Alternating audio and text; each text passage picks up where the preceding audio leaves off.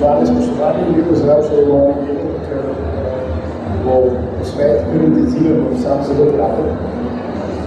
Moram reči, da je to tema, ki zaposluje slovenski prostor, delno pa tudi evropski prostor, ker seveda so vpada tudi z drugimi pobudami vezanimi na tako imenovano komplementarno alternativno medicino, ki se težko pribira čez vse te uradne kanale in tiste interese, ki poskušajo blokirati vse tisto, kar nekaj tudi ta farmacevtski okvir produkcije zdravil.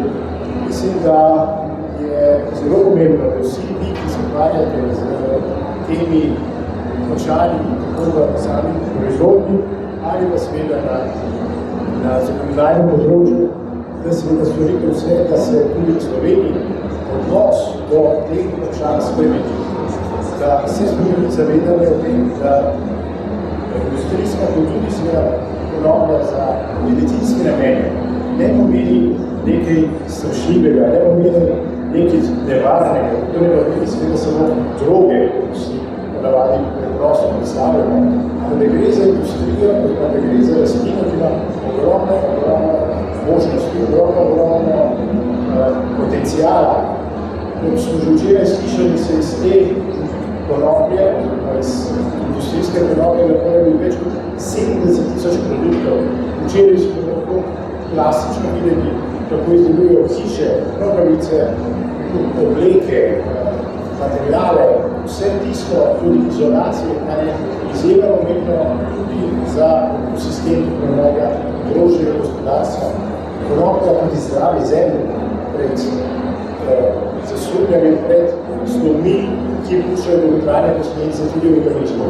Tudi na medicinskem področju seveda mislim, da je ogromno prostora za to, da se začne tudi konoplja za medicinske namene uporabljati po seveda pametnim, z ustreznim nadzorom in po okviru tudi primerjalnih mednarodnih rešitev.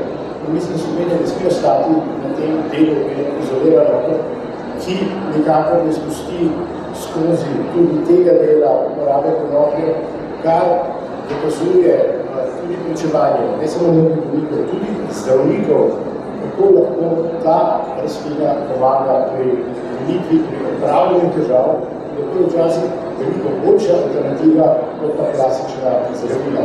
Morda tudi zato toliko vedno na tej poti, ampak celotni povezani v tem cilju mislim, da lahko naredimo korak naprej.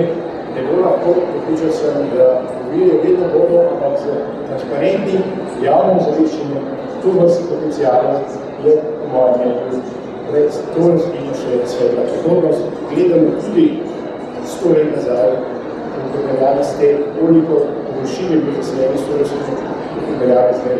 Samo za zaključek, za ilustracijo v Jugoslaviji je bilo zaseljeni 70,000 hektarov s to rastlino, kar je več, kot ima sedaj zaseljena celotna Evropska unija. To samo potrjuje, kako velika moč je tisti, ki te rastlini ne želijo dati priložnost, ampak ozaveščenje je tisto, kar pomeni lahko korak naprej